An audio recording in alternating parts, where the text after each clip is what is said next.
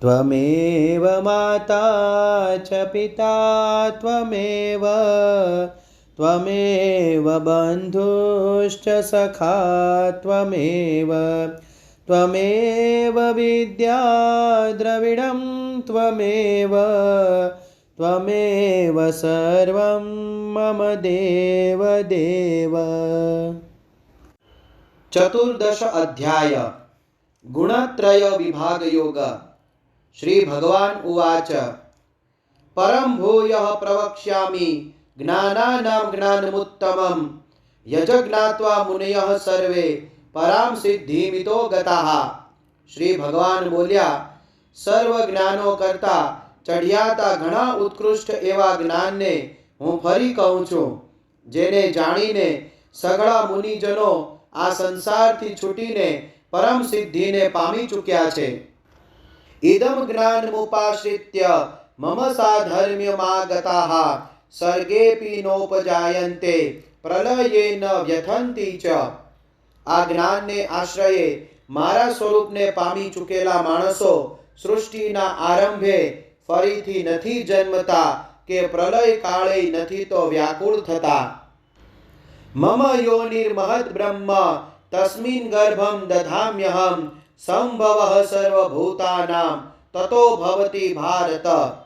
હે ભારત, મારી મહદ બ્રહ્મ સ્વરૂપ મૂળ પ્રકૃતિ સકળ ભૂતોની યોનિ છે, અર્થાત ગર્ભાધાનનો આધાર છે, અને હું એ યોનિમાં ચેતન જીવ સમુદાય રૂપી ગર્ભને સ્થાપું છું. એ જળ ચેતનના સંયોગમાંથી સકળ ભૂતોનો ઉદ્ભવ થાય છે. સર્વ યોનિષુ કૌંતેય મૂર્તયઃ સંભવંતિ યાઃ તાસાં બ્રહ્મ મહદ્યોનિરહં બીજપ્રદઃ પિતા. હે કુંતી પુત્ર, વિવિધ જાતની સઘળી યોનિઓમાં જે મૂર્તિઓ શરીરધારી પ્રાણીઓ ઉદ્ભવે છે, પ્રકૃતિ એ સર્વની ગર્ભ ધારણ કરનારી માતા છે, અને હું બીજને સ્થાપનાર પિતા છું. સત્વમ રજસ્તમ ઇતિ ગુણાઃ પ્રકૃતિ સંભવાઃ નિબધ્નન્તિ મહાબાહો દેહે દેહિનં વ્યયમ. હે મહાબાહો, સત્વગુણ, રજોગુણ તેમજ તમોગુણ પ્રકૃતિમાંથી ઉદ્ભવેલા આ ત્રણેય ગુણો અવિનાશી જીવાત્માને શરીરમાં બાંધે છે. તત્ર સત્વમ નિર્મલત્વાત પ્રકાશકમનામયમ સુખ સંગેન બધ્નાતિ જ્ઞાન સંગેન ચાનઘ. હે નિષ્પાપ, એ ત્રણેય ગુણોમાં સત્વગુણ નિર્મળ હોવાને કારણે પ્રકાશક અર્થાત તેજ પ્રગટાવનાર અને વિકાર વિનાનો છે, છતાં એ સુખના સંગ વડે એટલે કે સુખના અભિમાન વડે અને જ્ઞાનના સંગ વડે એટલે કે જ્ઞાનના અભિમાન વડે જીવાત્માને બાંધે છે. રજો રાગાત્મકમ વિદ્ધિ તૃષ્ણા સંગ સમુદ્ભવમ તન્ની બધનાતિ કૌંતેય કર્મ સંગેન દેહિનમ. હે કૌંતેય, રાગ સ્વરૂપના રજો ગુણને તું લાલસા અને આસક્તિમાંથી ઉદ્ભવેલો જાણ. એ આ જીવાત્માને કર્મોના તથા એમના ફળોના સંગ વડે બાંધે છે. તમસ્ત્વ જ્ઞાનજમ વિદ્ધિ મોહનમ સર્વદેહિનામ પ્રમાદાલસ્ય નિદ્રાભિઃ તન્નિબધ્નાતિ ભારત. હે ભરતવંશી, સૌ દેહાભિમાનીઓને મોહિત કરનાર તમો ગુણને તો તું અજ્ઞાનમાંથી ઉપજેલો જાણ. એ આ જીવાત્માને પ્રમાદ, આળસ અને નિદ્રા વડે બાંધે છે. સત્વમ સુખે સંજયતિ રજઃ કર્મણિ ભારત જ્ઞાનમાવૃત્ય તુ તમઃ પ્રમાદે સંજયત્યુત. હે ભારત, સત્વગુણ સુખમાં જોડે છે, રજોગુણ કર્મમાં અને વળી તમોગુણ તો જ્ઞાનને ઢાંકી દઈને પ્રમાદમાં પણ જોડે છે. રજસ્તમશ્ચાભિભૂય સત્વમ ભવતિ ભારત રજઃ સત્વમ તમશ્ચૈવ તમઃ સત્વમ રજಸ್ತથા.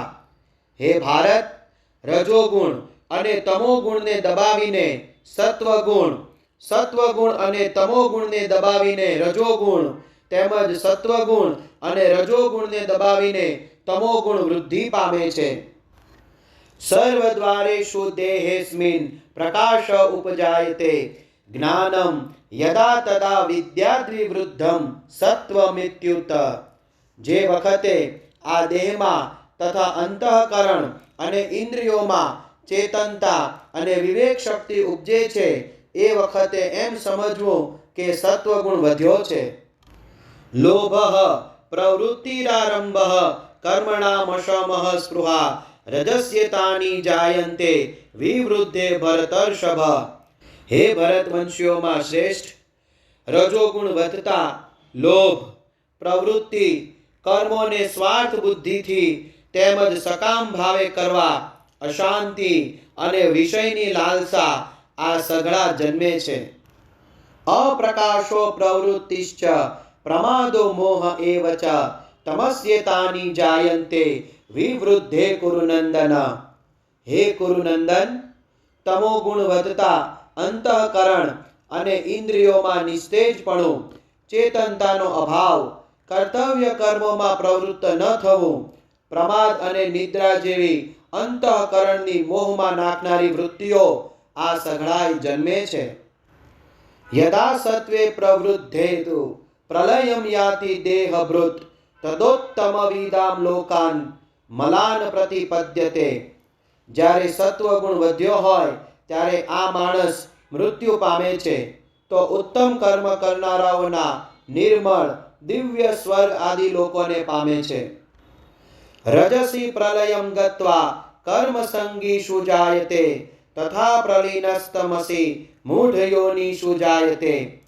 જે વખતે રજોગુણ વધતા મૃત્યુ પામીને કર્મસંગીઓમાં એટલે કે કર્મોમાં આસક્તિ રાખનારા માણસોમાં જન્મે છે તથા તમોગુણ વધ્યો હોય ત્યારે મરેલો માણસ, જંતુ, પશુ જેવી મૂઢ યોનિઓમાં જન્મે છે.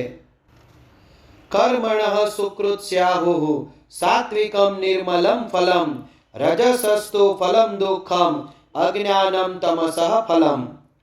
શ્રેષ્ઠ કર્મોનું સાત્વિક એટલે કે સુખ, જ્ઞાન, વૈરાગ્ય આદિ નિર્મળ ફળ તત્વજ્ઞાનીઓએ કહ્યું છે, જ્યારે રાજસ કર્મનું ફળ દુઃખ તથા તામસ કર્મનું ફળ અજ્ઞાન કહ્યું છે. સત્વાત સંગ જાયતે જ્ઞાનમ રજસો લોભ એવ ચ પ્રમાદ મોહૌ તમસો ભવતો અજ્ઞાનમેવ ચ. સત્વગુણમાંથી જ્ઞાન જન્મે છે અને રજોગુણમાંથી નિશંકપણે લોભ તથા તમોગુણમાંથી પ્રમાદ અને મોહ જન્મે છે અને વળી અજ્ઞાન પણ જન્મે છે. ઉર્ધ્વમ ગચ્છન્તિ સત્વસ્થા મધ્યે તિષ્ઠન્તિ રાજસાહ જઘન્ય ગુણ વૃત્તિસ્થા અધો ગચ્છન્તિ તામસાહ. સત્વગુણમાં સ્થિત માણસો સ્વર્ગ આદિ ઉચ્ચ લોકોને પામે છે. રજોગુણમાં સ્થિત રાજસી માણસો મધ્યમાં એટલે કે મનુષ્ય લોકમાં જ રહે છે અને તમોગુણના કાર્ય એવા નિદ્રા, પ્રમાદ, આળસ આદિમાં સ્થિત તામસી માણસો અધોગતિને એટલે કે જંતુ, પશુ આદિ નીચ યોનિઓને તેમજ નરકોને પામે છે. નાન્યમ ગુણેભ્યઃ કર્તારમ યદા દ્રષ્ટાનુપશ્યતિ ગુણેભ્યશ્ચ પરમ વેત્તિ મદભાવમ સોધિગચ્છતિ.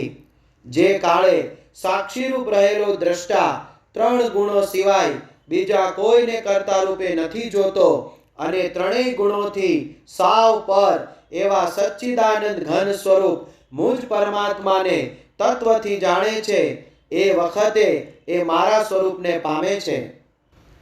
ગુણાને તાન તિત્ય ત્રિન્દેહી દેહ સમુદ્ભવાન જન્મ મૃત્યુ જરા દુઃખૈહિ વિમુક્તો અમૃતમશ્નુતે. શરીરની ઉત્પત્તિના કારણ એવા આ ત્રણેય ગુણોને પાર કરીને જન્મ, મૃત્યુ, વૃદ્ધાવસ્થા અને સર્વ પ્રકારના દુઃખોથી છૂટેલો આ પુરુષ પરમાનંદને પામે છે. અર્જુન ઉવાચ કૈલિંગે સ્ત્રીન ગુણાને તાનતીતો ભવતી પ્રભો કિમાચારઃ કથમ ચૈતામ સ્ત્રીન ગુણાનતિ વર્તતે.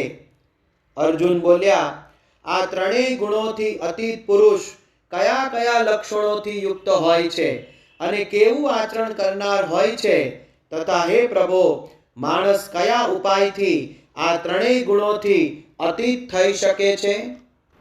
શ્રી ભગવાન ઉવાચ પ્રકાશમ ચ પ્રવૃત્તિમ ચ મોહમેવ ચ પાંડવ ન દ્રષ્ટિ સંપ્રવૃત્તાની ન નિવૃત્તાની કાંક્ષતે. શ્રી ભગવાન બોલ્યા, હે પાંડવ, સત્વગુણના કાર્ય એવા પ્રકાશનો, રજોગુણના કાર્ય સ્વરૂપ પ્રવૃત્તિનો તથા તમોગુણના કાર્ય એવા મોહનો પણ જે પુરુષ નથી તો એમના પ્રવૃત્ત થતા દ્વેષ કરતો કે નથી તો નિવૃત્ત થતા એમની આકાંક્ષા સેવતો. ઉદાસીનવદાસીનો ગુણૈર્યો ન વિચાલ્યતે ગુણાવર્તંત ઇત્યેવ યો વતિષ્ઠતિ નિંગતે. જે સાક્ષીની પેઠે સ્થિત થયેલો ગુણો વડે વિચલિત કરી શકાતો નથી તથા ગુણો જ ગુણોમાં વર્તે છે એમ સમજીને જે સચ્ચિદાનંદ ઘન પરમાત્મામાં એકાત્મ ભાવે સ્થિત રહે છે તેમજ એ સ્થિતિથી કદી વિચલિત નથી થતો. સમ દુઃખ સુખ સ્વસ્થ સમલોષ્ટાશ્મ કાંચન તુલ્ય પ્રિયા પ્રિયો ધીર તુલ્ય નિંદાત્મ સંસ્તુતિ. જે નિરંતર આત્મભાવમાં સ્થિત છે, સુખ દુઃખને સમાન સમજે છે, માટી પથરા તેમજ સોનામાં સમાન ભાવ રાખે છે, જ્ઞાની છે, પ્રિય અને અપ્રિયને એક જેવા માને છે તથા પોતાની નિંદા કે સ્તુતિમાં પણ સમાન ભાવ રાખે છે. માન અપમાનયોઃ તુલ્યસ્તુલ્યો મિત્ર અરિપક્ષયોઃ સર્વારંભ પરિત્યાગી ગુણાતીતઃ સ ઉચ્યતે. જે માન અને અપમાનમાં સમ છે, મિત્ર અને વેરી પક્ષમાં પણ સમ છે, તેમજ સર્વ કર્મોમાં કર્તાપણાના અભિમાન વિનાનો છે, એ પુરુષ ગુણાતીત કહેવાય છે. મામ ચ યો વ્યભિચારેણ ભક્તિ યોગેન સેવતે સ ગુણાન સમતિત્યેતાન બ્રહ્મ ભૂયાય કલ્પતે. જે પુરુષ અવ્યભિચારી ભક્તિ યોગથી મને નિરંતર ભજે છે એ પણ આ ત્રણેય ગુણોને સમ્યક રીતે પાર કરીને સચ્ચિદાનંદ ઘન બ્રહ્મને પામવા યોગ્ય બની જાય છે. બ્રહ્મણો હિ પ્રતિષ્ઠાહમ અમૃતસ્ય વ્યયયસ્ય ચ શાશ્વતસ્ય ચ ધર્મસ્ય સુખસ્યૈકાંતિકસ્ય ચ. કેમ કે એ અવિનાશી પરબ્રહ્મનું, અમૃતનું, શાશ્વત ધર્મનું તેમજ અખંડ એક રસ આનંદનું રહેઠાણ હું છું. ઓમ તત્સદિતિ શ્રીમદ્ ભગવદ્ ગીતાસુ ઉપનિષત્સુ બ્રહ્મ વિદ્યાયામ યોગશાસ્ત્રે શ્રી કૃષ્ણાર્જુન સંવાદે ગુણત્રય વિભાગ યોગો નામ ચતુર્દશોધ્યાયઃ. ગુણત્રય વિભાગ યોગ નામનો 14મો અધ્યાય સમાપ્ત.